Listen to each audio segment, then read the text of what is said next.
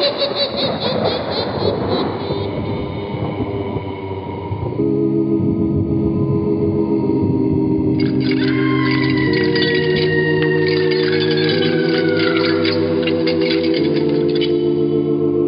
Mysterious Old Radio Listening Society podcast.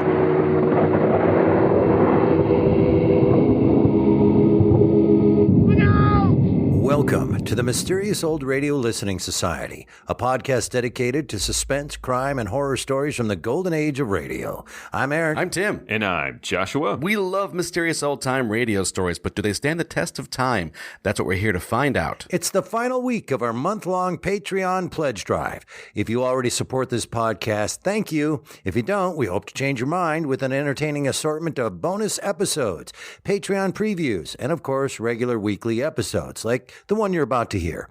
An unusual suspense adaptation of Ray Bradbury's 1943 short story, The Crowd. But what does Ray Bradbury have to do with Patreon, you ask? His classic novel, Something Wicked This Way Comes, will be the subject of my next Mysterious Old Book Club.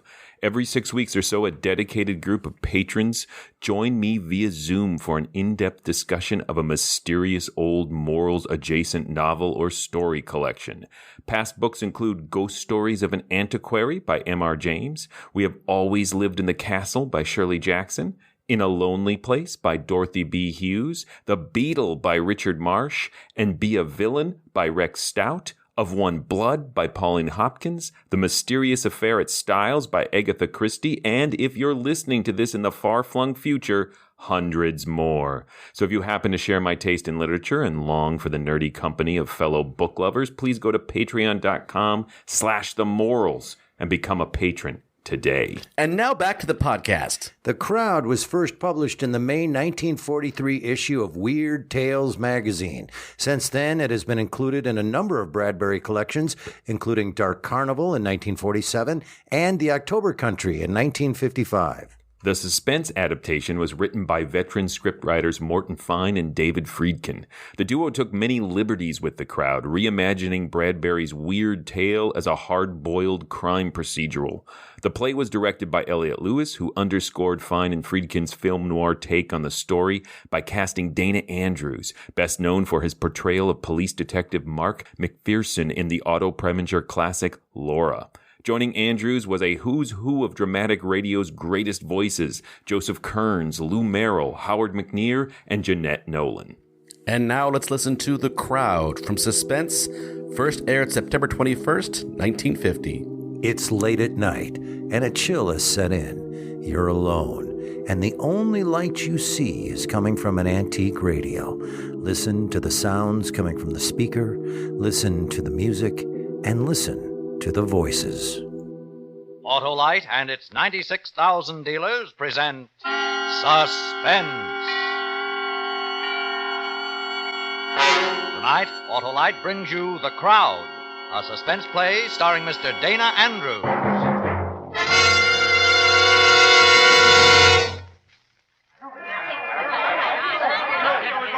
All right, stand back. Keep moving. You got other places to go. Go to them. Officer, somebody dies, somebody gets killed. Yeah, now you know, so keep moving. Lieutenant. Here, Lieutenant, I didn't see you. I didn't mean to poke you in the tummy with my billy. What happened, officer? Lieutenant, the way it happened, Officer, we got a right to know what it's all about. What's going on up there? I can't see. Get somebody to hoist you up on their shoulders, citizen, then you'll see. Sometimes I don't understand this kind of thing, Lieutenant. A couple of minutes ago, this was an empty street. Now this crowd... You still haven't told me what happened. Well, I was directing traffic up the street. A woman screamed, and I thought it was just, well, you know. But no, it was this guy laying on the sidewalk with a knife in him. Dead, murdered. The people running around him, this crowd. Is he dead? Let me look. Get out of my way. I want to see. Dead, huh? Dead. In just a moment, Mr. Dana Andrews in the first act of The Crowd. Hi, Hap, new suit? Yeah, Wilcox, you like it? Love it. Reminds me of Autolite ignition engineered spark plugs. Custom made and a perfect fit for your car. Yeah, it's real hand tailoring, too. You said it. Autolite engineers tailor spark plugs just as they tailor the complete ignition system used as original factory equipment on many leading makes of America's finest cars. That's why ignition-engineered Autolite spark plugs are world famous for quality and dependability. Now to give me a lot of wear. Thousands of miles. Why, when you replace worn-out spark plugs with ignition-engineered Autolite spark plugs, you get smoother performance, quick starts, gas savings. Hey, Wilcox, everybody knows about Autolite spark plugs. How about my full suit? Ignition-engineered Autolite spark plugs will suit your car in every season, Hap. So, friends, see your friendly Autolite spark plug dealer and have him replace worn-out spark plugs with world-famous ignition-engineered Autolite spark plugs. Whether you choose the resistor type or the standard type, you can be sure money can't buy better spark plugs, because you're always right with Autolite. And now, with the crowd and the performance of Mr. Dana Andrews, Autolite hopes once again to keep you in suspense.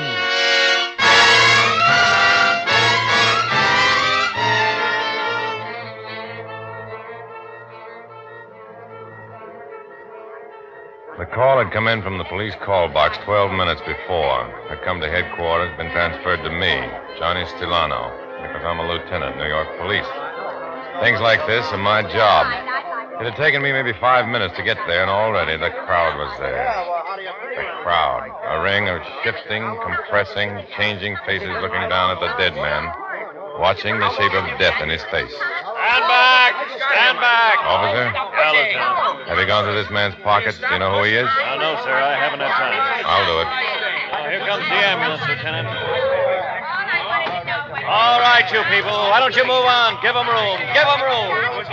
Hi, Johnny. Hello, Doc. You through them? Uh-huh. All right, boy. Let them through. Come on through. Out of the way, you.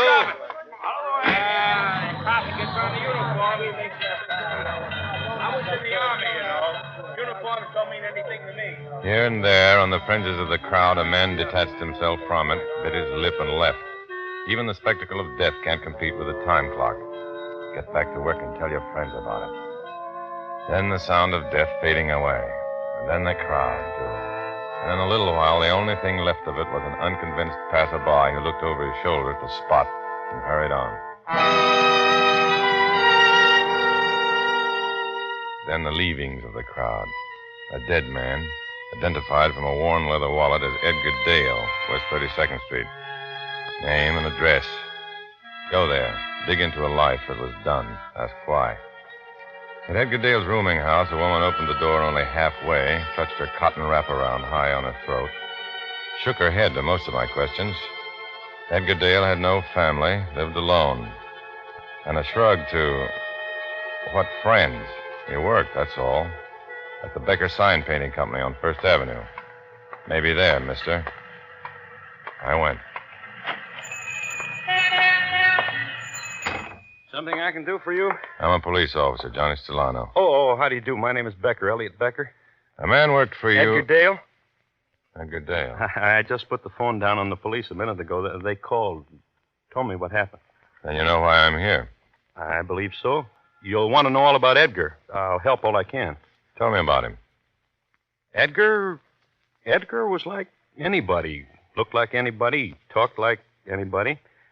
Kept to himself. He did his job. A man who sat in the supply room and back and read science fiction magazines when he didn't go outside to have lunch. What else? I don't know. You can only judge a solitary man by the things he did to give you that impression. He listened to jokes but never told one. He clipped pictures of movie stars in bathing suits and pasted them over his workbench, crossword puzzles, contests the newspapers ran, those things. Friends? Girlfriends? I don't know, Mr. Stilano. I've wondered sometimes who might enjoy Edgar as a friend, but I don't know. Where was he killed? 2 blocks from here. This morning. I saw the people running. I couldn't get away. That's too bad. How was he killed, Lieutenant? What did he look like?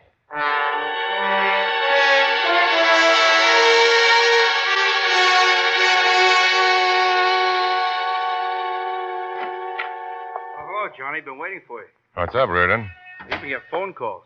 5 altogether. From whom? I don't know. I tried to wheedle it out of him, but the man just wouldn't say. He said he'd keep trying, though. He has to talk to you personally. What else? This envelope came addressed to your special delivery. It's marked personal. Open it. It says personal. Open it.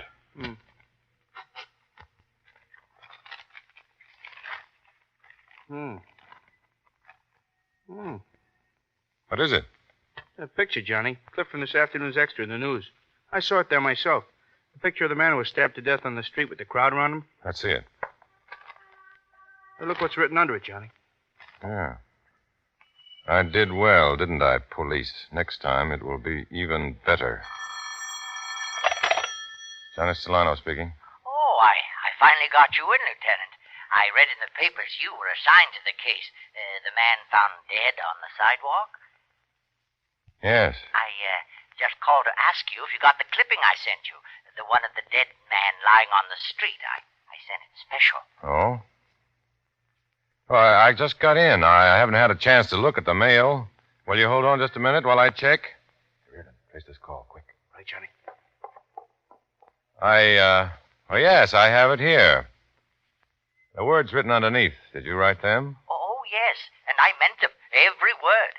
There will be a next time, Lieutenant. There will be another murder. I believe you.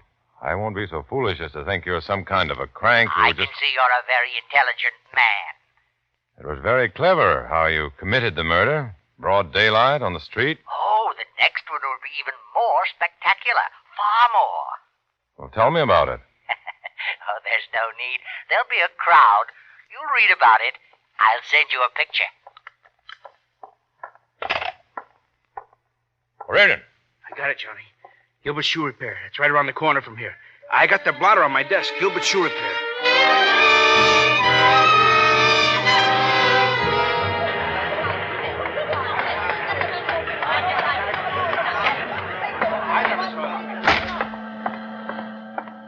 Gilbert. Hey, Gilbert. Huh? Turn off that machine. I want to talk to you. Huh? Turn off that machine. Oh, sure, Johnny. Huh? Oh, he wants your shoes, Johnny. He's been in here so long, I was going to put him in the window with a for sale under him. I don't want to talk to you about shoes. Not about shoes? There's something else we can talk about? About a man. He just made a phone call from here. What man? Listen to me, Gilbert. Just a couple of minutes ago, a man came in here. I don't know what man. He made a phone call. From here? Use my phone? Yeah, maybe he did. All right, so he did. You don't understand, do you? This man was a murderer. 2 minutes ago, he was in here using your phone. Oh, so what am I supposed to do about it? I'm a shoemaker. But look out through the window, Johnny. See all those people? Every now and then one of them breaks off, comes in, wants his shoes fixed, wants to use the phone. Yep. Oh, yeah. A few minutes ago, one of them did come in. And he asked to use my phone. Well, I didn't notice anything about it. I never noticed anything about any of them. They're all alike. Some are men, some are women. This one was a man.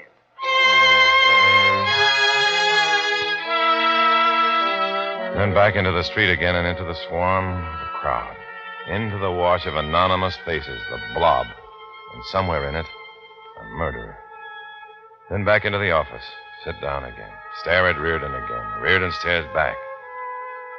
And then, get up, walk to the window, stare at the crowd.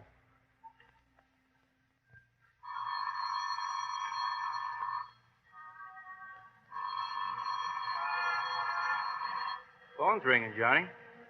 Uh-huh.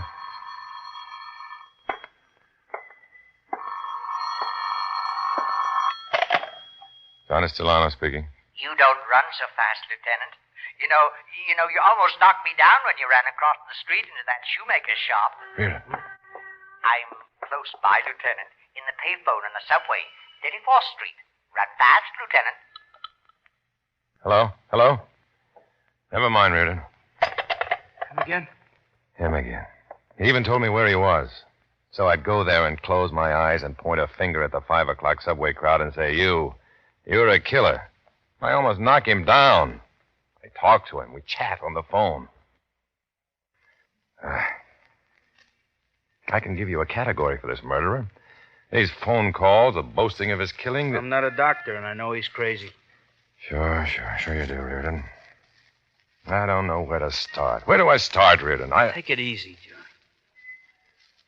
John. A lonely little man is stabbed to death on a street in New York City. For all I know, this killer is standing right beside me, looking down at the dead man. The killer sends me a picture. The killer calls me on the phone. The killer tells me he's in a subway at 34th Street Station. The killer... Lieutenant, Yeah. call box report just came in. Man was pushed in front of a subway, 34th Street station.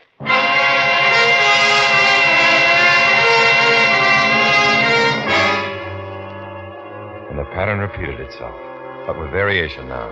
The body of a man, broken, crushed, without form, like a child's drawing of death, lay on a bier of railroad ties of glistening steel rails. Over him, the shroud of a subway car. And deep in the cavern, the lament of hurtling steel, the crowd. The crowd watching on the platform. No variation here.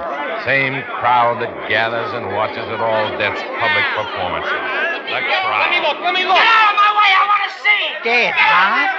Dead. Let me see, will you? Look out. Hey, is he really dead? I heard a guy was really killed.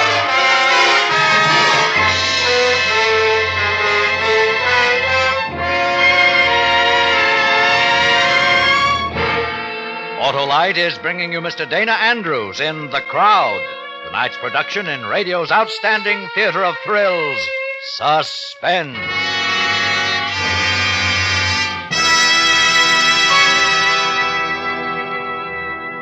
Say, Wilcox, you have a good tailor. Sure, Sam is a suit stitcher supreme now. He never makes the pants too long since his car worries stopped. Well, what was his trouble? Why, Sam's sedan used a tank of gas just to get out of the garage. That's ridiculous. That's what I said. I told him to stop blowing his top and have his spark plugs checked by his friendly Autolite spark plug dealer. Did he do it? Yep. Now this pleased pantaloon producer is getting a real run for his money.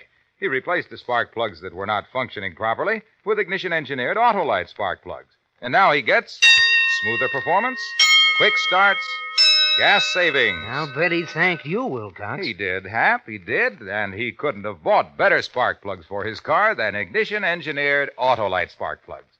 So, friends, see your friendly Autolite spark plug dealer and have him replace worn-out spark plugs with ignition-engineered Autolite spark plugs. Whether you choose the resistor type or the standard type, you'll know why you're always right with Autolite. And now Autolite brings back to our Hollywood soundstage Mr. Dana Andrews in Elliot Lewis's production of The Crowd, a tale well calculated to keep you in suspense.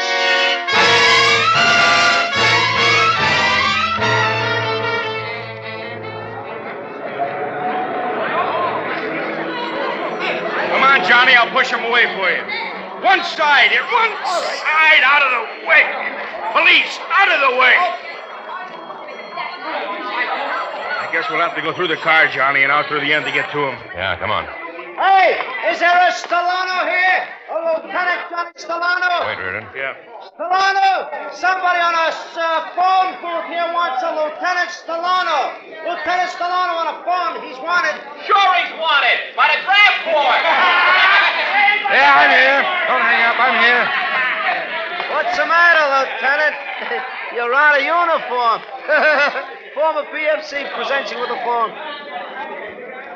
Johnny Stellano speaking. Oh, I'm glad they reached you, Lieutenant. You see, there was another dead man.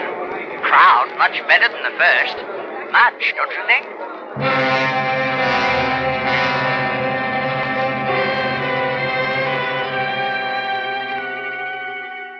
Much better, the man said.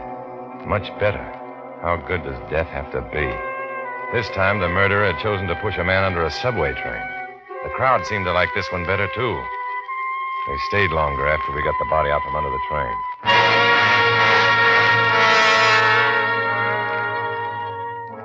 Legwork, questions. The dead man? Adam Treppel, the Bronx. Inquiries. He's married, 3 children, managed a supermarket. More inquiries. No motive for his murder. No one wanted him dead. Everybody said so. Johnny, I brought you a thermos of coffee. Thanks. And this envelope just came for you. Special delivery, marked personal. Mm-hmm. Give it to me.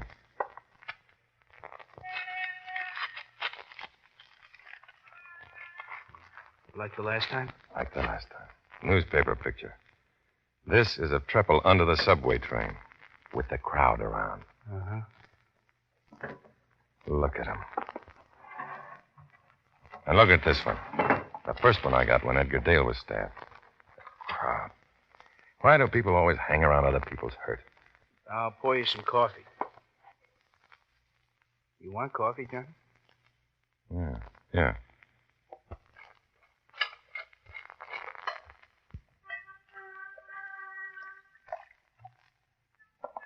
Here. Here you are, Johnny. Johnny? Look.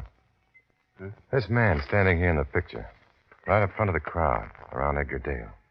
This man here. Not very clear. So? The other picture, the one on the subway. This man, also in the front row of the crowd. Also not very clear. So? Look at him, will you? I'm looking. Hey.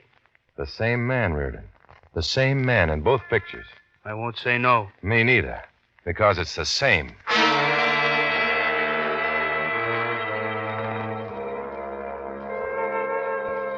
It could have been a coincidence.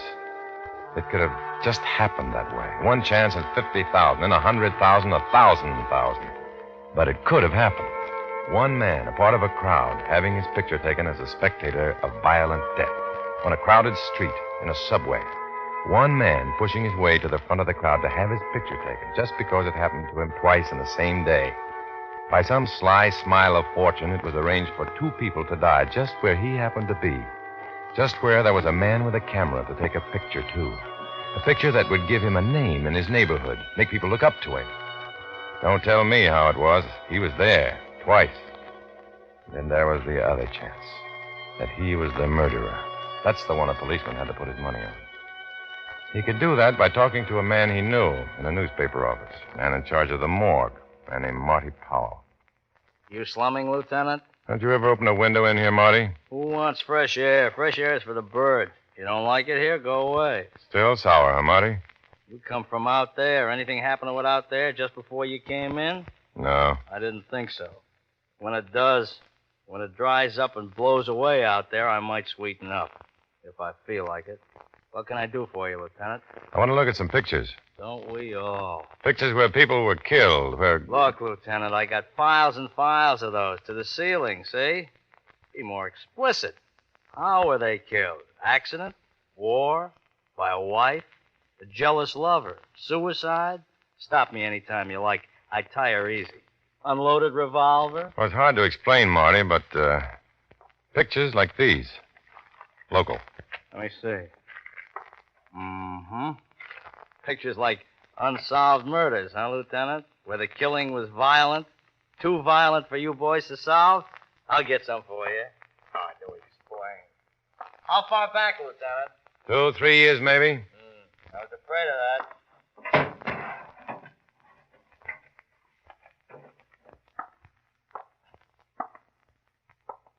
Here you are. I made a selection for you. The most artistic, the most captivating. Several of these won prizes. We are very proud of this one, for example. To your taste? Let's see some more. This one.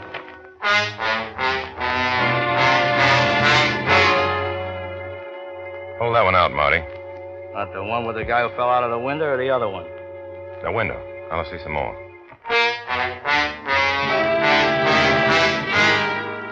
You've been here for 2 hours, Lieutenant. I told you I tire easy. More. Okay. That one. I'll take these two. Goodbye, Marty.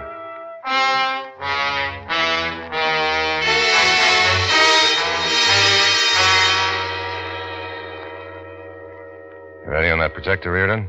Uh-huh. Yeah, pull the screen down. Okay, turn out the lights. Let's have the first one. This is a picture of a man pulled out of the river. He was shot. This picture was taken in December 1948. Notice the crowd. Notice this spectator. The one in the front row, not wearing a hat. Let's have number 2. A picture of a man who was pushed or fell out of a window from a 10-story building, June this year. Again, notice the crowd. And the man in the right-hand corner of the crowd being pushed back by a policeman. Now run the slides of the ones we had made from the newspaper clippings. The crowd around Edgar Dale. Notice that man up front, on the end. Okay. The crowd around Adam Treppel. Notice the fourth man down in the front row. What do you think, Reardon? They're all the same man. You sure? The same man.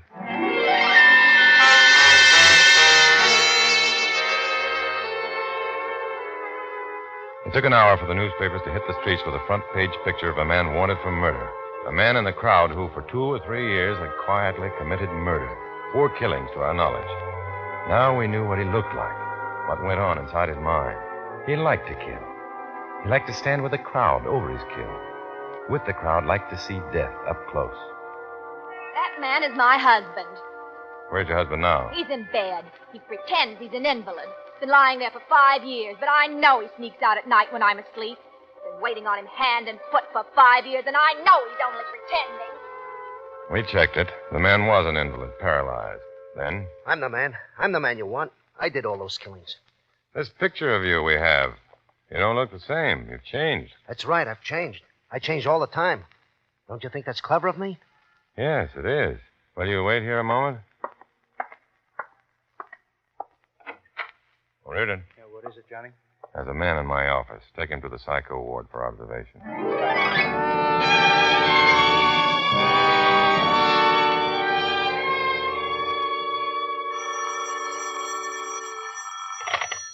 Johnny Stellano speaking. Please, can you come here quickly? Who is this? I'm Mrs. Jane Shirley. I have a rooming house at 1216 East 38th. What is it you want, Mrs. Shirley? The man whose picture's in the paper. The man you're looking for. He has a room in my house. Is he there now? No, but I expect him home any minute. Please, will you come quickly? Right away.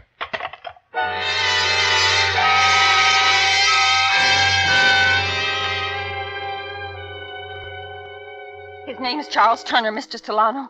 At least that's what he told me it was. He's been living here for the past 7 years. I don't know much more about him than that. He comes and he goes. Take me to his room, Mrs. Shirley. Yeah, right down the hall.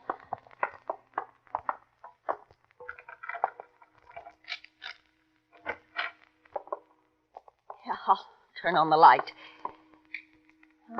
This is his room. These pictures on the wall. A man in a subway, on a street corner. A man who fell out of a building. Yes, they all belong to Mr. Turner. He hung them on the wall. I never asked him. What'll happen now? Do you have a room near the front of the house? My room? We'll wait for Mr. Turner there.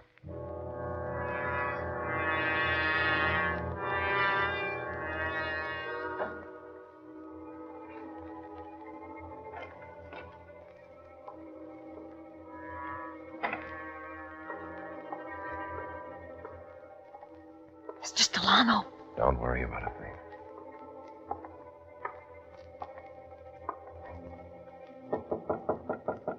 I'll get it.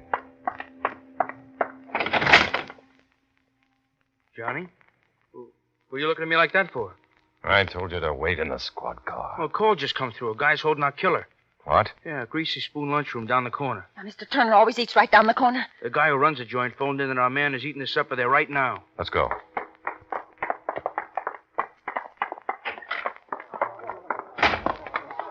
Hey, there's a crowd. That's funny. The street was deserted less than a minute ago. Let's go. All right, let us through here. Police officers, let us through. Oh, What happened to you? you police? That's right.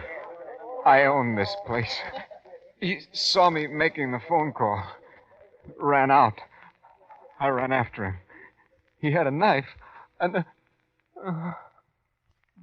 He's dead, Reardon. Johnny, he's naughty. He just fainted. I said he's dead. Will one of you people in the crowd go in this store and call an ambulance? This man's dead. Let me through. Let me through. Reardon. That's him, Johnny. This man. Is he dead? What happened to him? Anybody know what happened? Would you like to see him, mister? Would you like to see him up close? Why, I... The photographers will be here in a few minutes. Why don't you stick around and have your picture taken, Mr. Turner? Well, you're wrong. My name is not Turner. I just wanted to know whether the man was dead. That's all. I want to get out of here. Come back here, Turner. One side. Come back here. Johnny? Yep. Let's go, Reardon.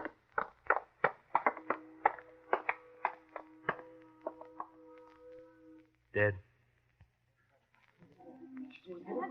Johnny, look at him. Look at him. Yeah. Here comes the crowd. Is he dead? Get out of my way. I want to see. I want to see. Dead, huh? Get out of the way. I want to see. Did he really die? Huh? I want to see him. Is he really dead?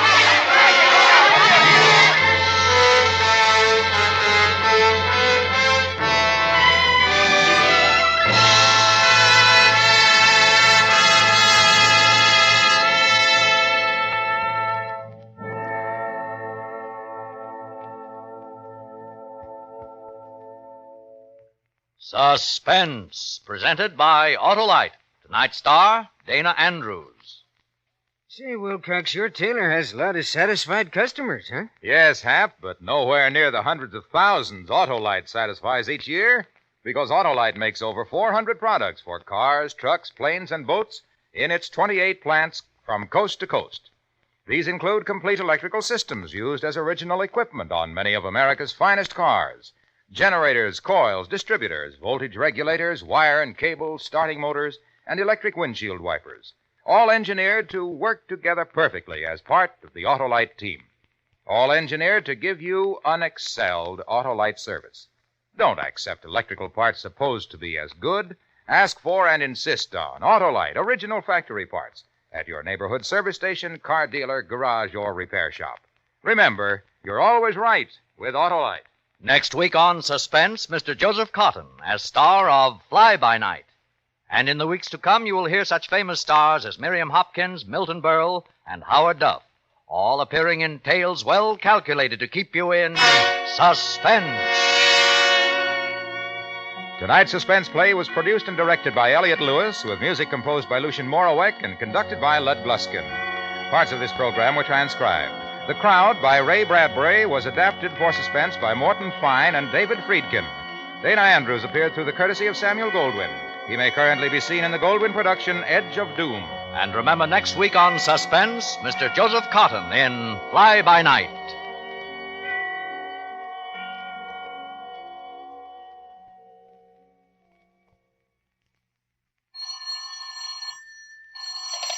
You can buy world-famous Autolite resistor or standard spark plugs, Autolite Stay-Full batteries, Autolite electrical parts at your neighborhood Autolite dealers. Switch to Autolite. Good night. This is CBS, the Columbia Broadcasting System.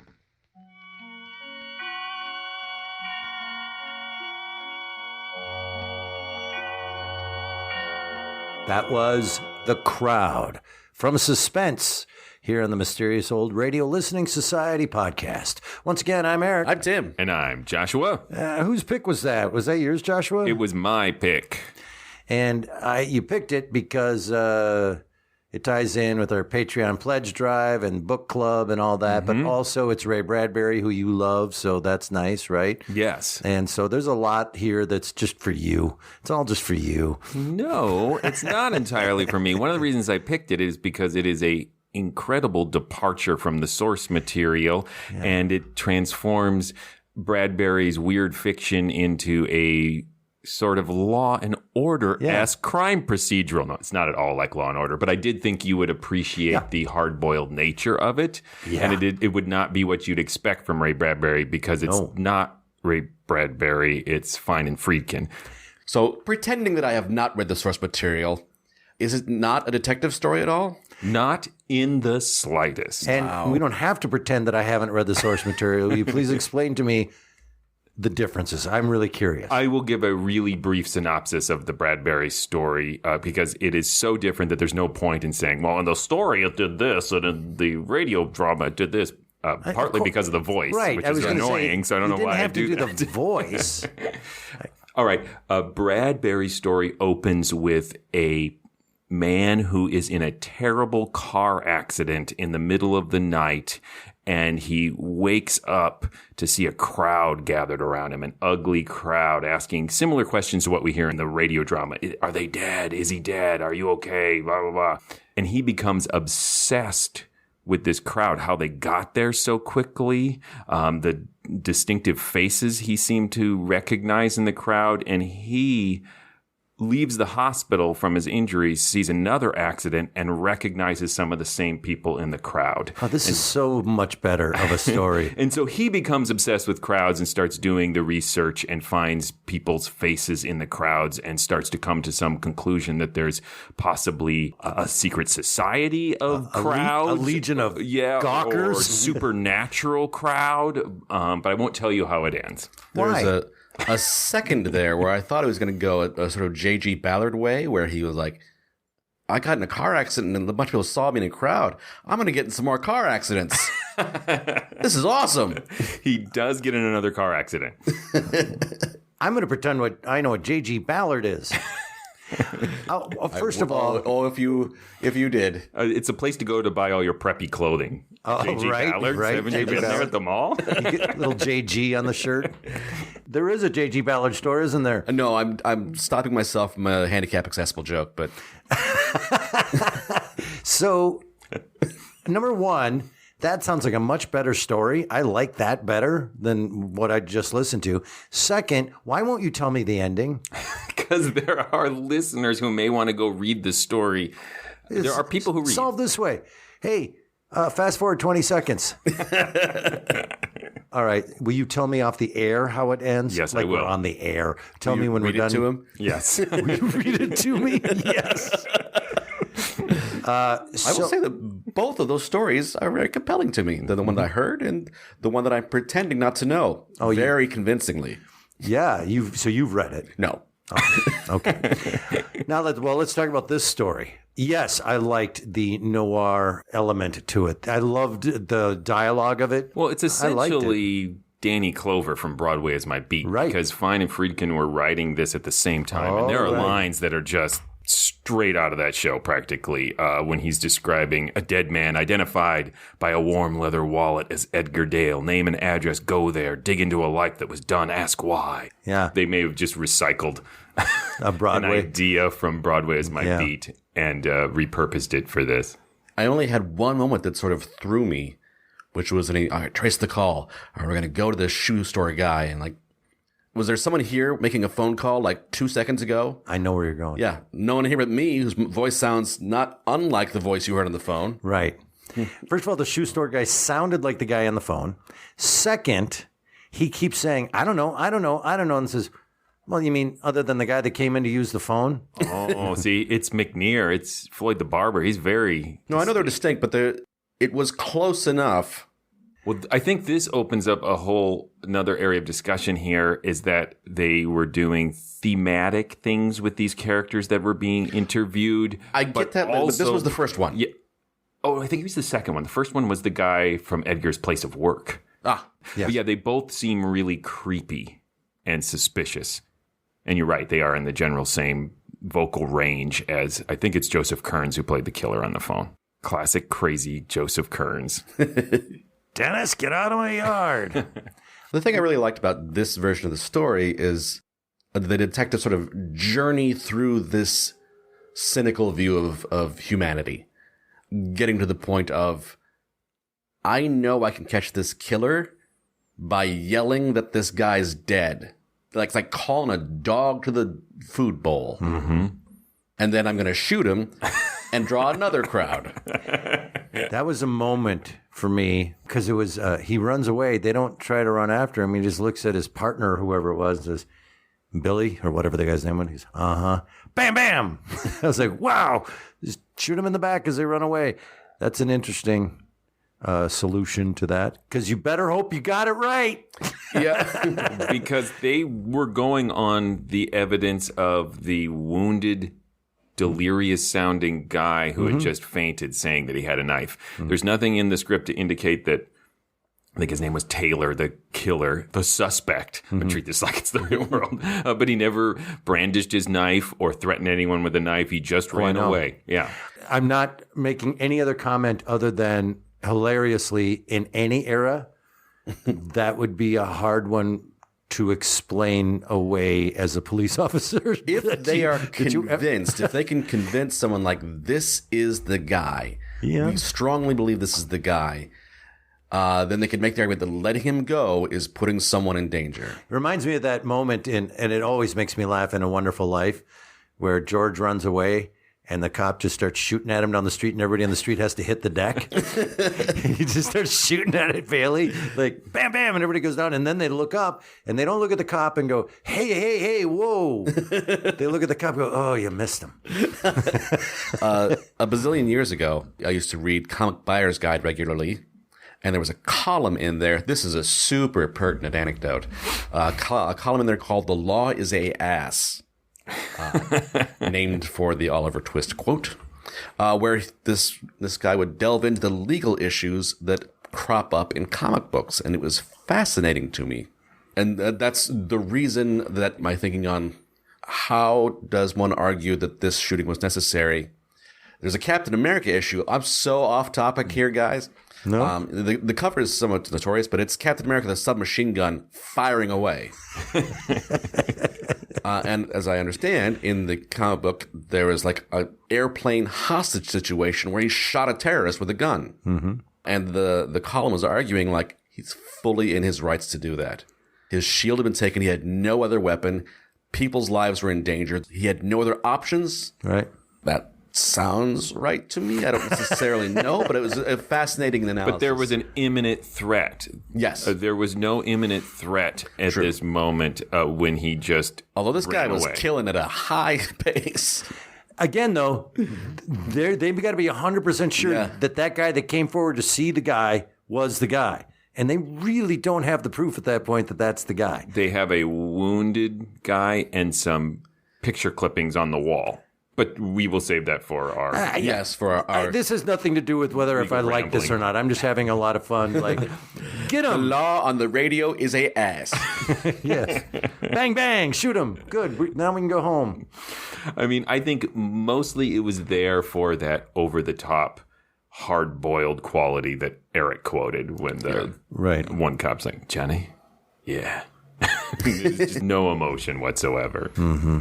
The stuff that I enjoyed, honestly, the most about this was the thematic layers about crowds, the anonymity of crowds and how that affects human behavior and how each person they spoke to played into this theme of almost non-identity. The first victim, Edgar's boss, describes him as he looks like anybody and talks like anybody. Mm-hmm. And then he says, I saw those people running, but I couldn't leave the shop. Like he was really disappointed to not have been a part of the crowd. And then he starts echoing the crowd and is like, how was he killed? What did he look like? And it's very, ooh. And then it's picked up again when they talk to the shoe store owner, who again can't remember what anyone even looks like. They're all just faces in a crowd to him. Right. Who came in, who used his phone. It's maybe you can remember if they're a man or a woman, but that's it. I can't remember what era. The speed graphic camera, that era of crime scene photography, it really grabbed headlines and on newspapers and sold papers because these photographers could get on scene fast, take their pictures without anybody really getting in their way, and it made these really splashy, dramatic front pages. Well, that ties into Marty, the newspaper morgue attendant, who's the keeper of all these horrific photos. Yeah. He seems like a character straight out of Broadway as my beat. Yeah. Very dark, very sardonic. I will confess it was my own misimagining of like, gone down to the morgue to look for, newspaper morgue. Yeah. Like we store dead bodies and photographs. I love that scene because by the end of it, Johnny starts to mirror the sort of voyeuristic enthusiasm of the crowd voices we've heard when he starts to see the pictures he likes. I want to see more like that, more. That's the one. And it's like, ooh. It occurred to me as we were listening to this and thinking of like, what sort of things do I want to say about the themes and this morbid fascination for darkness and death? What do I want to say on my podcast about horror stories and like maybe I should not say. Maybe I right. I'm not positioned to judge people. But we are talking about fictional scenarios as opposed to bringing a actual microphone bodies, down to a car accident on the corner. Yep. Hey, wait a second. When you drive by a car accident, so my wife and I have a rule. One, whoever's driving, don't gawk for a number of reasons, one of which keep your eye on the road and let's be safe. So we always say, oh, there's an accident up here. I'll tell you what I see. But it's hard on us because both of us, if we're alone, do not want to see. And so I don't look anyway. So this but you like having it described to you? No. Oh, okay. I thought that's no. We also no. But it's a compulsion. It's hard. It's hard not to. But also, if something happens, I don't go rushing up to see it. I get away from it as fast as possible. I don't have that impulse to go look at stuff. However, driving by it, the compulsion to look over there is overwhelming. So, with my wife and I, in the description of it, it isn't okay. This is what I see. This is, okay, you should be really glad you're not looking, or it was nothing. That's, you know what I mean? Like that's what we tell each other. Well, yeah, there's not just the obsession with death, which is throughout this. Particularly, I'm thinking of the wife who's convinced her paralyzed husband is the killer, and he's just faking it. So she's convinced she's been babysitting death. The guy who thinks he is death, just in very clever costumes. Right. If that guy was faking and then had the police come and verify it, like, yes! In your face, wife. In your face, I told wife. you I was an invalid. Verified by police. But in addition to the death obsession, I think that anonymity is an important part of this, which made me think of very contemporary social media behavior, where you have this online crowd that will mask your identity occasionally, depending on who you are on social media. I mean, some people don't have that anonymity, but you also have the crowd to sort of back you up. And there is a lot of social psychology that does link that anonymity to aggressive behavior, rude behavior, illegal behavior, and specifically anonymity in a crowd to violent behavior. Yep. And so it was interesting near the end when the killer says something about, ooh, this was an even better crime. There was a bigger crowd, which made me think of social media. It was like, I got a lot of likes on this. I have more followers. So I think that's part of what makes this appealing is you can map a lot of contemporary concerns onto it. I wonder if an implication was that this guy got started, and he wasn't killing people, but he saw crowds at some accident and made a positive imprint on him. And he wanted to recreate it over and over again. Or he saw himself in the paper one time completely innocently, and then just wanted to get in the paper again. There weren't enough accidents to be had or murders to be had, so he started making them. Yeah. But it's interesting that that's not the story's concern, is his psychological impetus. It's more concerned with the social psychology, not the individual psychology of the situation. In some ways, this is the noir setting given a character, this crowd, this disconnection from people and humanity, this anonymity, this hard, cold place full of millions of people, the irony being the city. Yep. I think that is clearly what was appealing to Fine and Friedkin, the ability to graft this hyper noir aesthetic onto this weird tale. And I think they do it rather successfully. Should we send it to a vote? Yes. Joshua just said my vote. Thank you. I thought it was really successful as for what it was. It's not by any means a classic or a classic of suspense, but I think the acting was great. I think the production was great. They had some really subtle, really nice theater of the mind moments. I don't find it terribly suspenseful or scary, but I did find it compelling enough to sit through and go, that was fun. I think it actually stands the test of time, and that's about as far as I'll go with it. The cast is phenomenal. You make a good point that it does not have the really classic suspense twist at the end. I think the end has some delicious irony in it, but not so much a twist. The actual story itself of hunting this guy down, please forgive me, Joshua, I'm not even going to look at him when I say this, it has a very shadow plot quality to it. Well, there is the shadow we listened to with the man who hated crowds. Right, that's right. They needed to sick this guy on this city when he started blowing up the crowds like he did with But the I shadow. admired that, appreciated the, all right, so this guy got stabbed. Let's sit down. Let's go over to our clues. We have nothing. We have no clue. There's a huge city full of crazy people, and we have nothing. Oh, thank God he sent us a letter and called. And that's kind of the irony of the conclusion. We got him, but oh no, we have a huge city full of crazy people, and we don't know who or where the next killer will strike.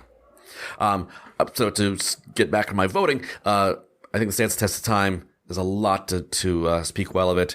I think the only thing I'd be critical of is the grafting of the story and the noir, because I felt like it has some tone switches.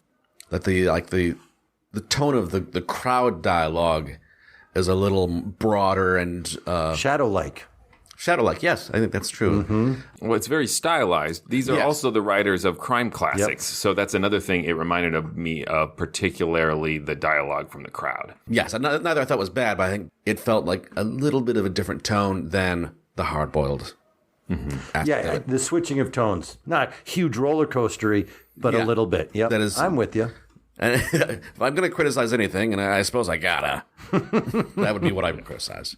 I think this is a classic episode of Broadway is My Beat and a pretty good episode of Suspense. I really like finding Friedkin's hyper-stylized version of noir. It seems consistent throughout to me. I really like the psychologizing of the crowd. I love the cast. I love the heavy use of irony and dark humor. Yeah, I just really enjoyed it. I liked that this was a brazenly unfaithful Do Androids Dream of Electric Sheep, Blade Runner type of adaptation. I think it's more fascinating than a by-the-numbers adaptation, although I would also really love to hear a by-the-numbers adaptation of The Crowd. Sounds like a challenge, Mr. Scrimshaw. I don't think it's a classic, but I do, as Eric said, think it stands the test of time for sure. You can totally grapple with some contemporary issues while listening to this, and this side of human nature seems to be eternal. Yeah, you could play this for someone who don't know anything about radio drama and be relatively sure they'd come and go, that was interesting, or it's good. That wasn't Scott Bishop. I don't think that's the way they would say. No? No.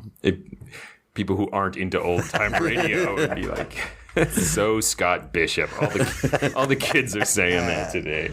Tim, tell them stuff. Please go visit ghoulishdelights.com. That is the home of this podcast. You'll find many other episodes there that you can listen to.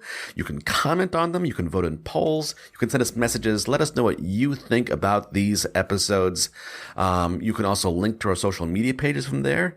You can link to our Threadless store and get some Mysterious Old Radio swag.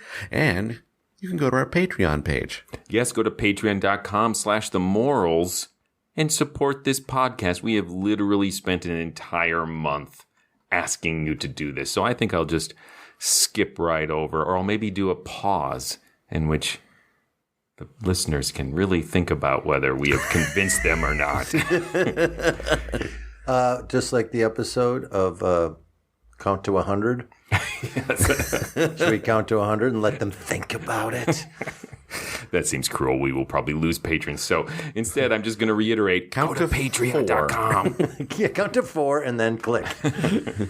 If you'd like to see us performing live, we do adaptations live on stage of classic old-time radio shows, sometimes not so classic, and a lot of our own original work. We do audio drama on stage monthly. You can find out where we're performing every month by going to ghoulishdelights.com or mysteriousOldRadioListeningSociety.com. There you can purchase your tickets, see where we're performing this month and what we're performing. And if you're not in the vicinity to see it live, become a Patreon because we record them and then you get to watch them, well, for free, kind of. Well, It's part of your Patreon subscription, yes. Yes, there you go. It feels like it's free. Right. But yeah, us. you can watch the video of our performances. Hey, what's coming up next? Next, we are done with our Patreon pledge drive, but we are not done with So now back to the music.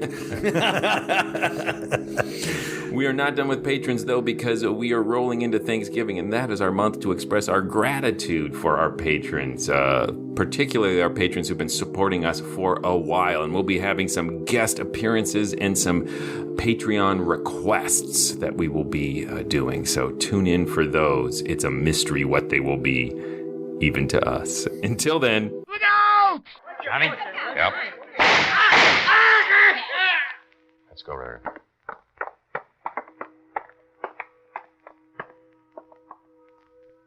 Dead. Johnny, look at him. Look at him. Yeah. Here comes the crowd. Is he dead?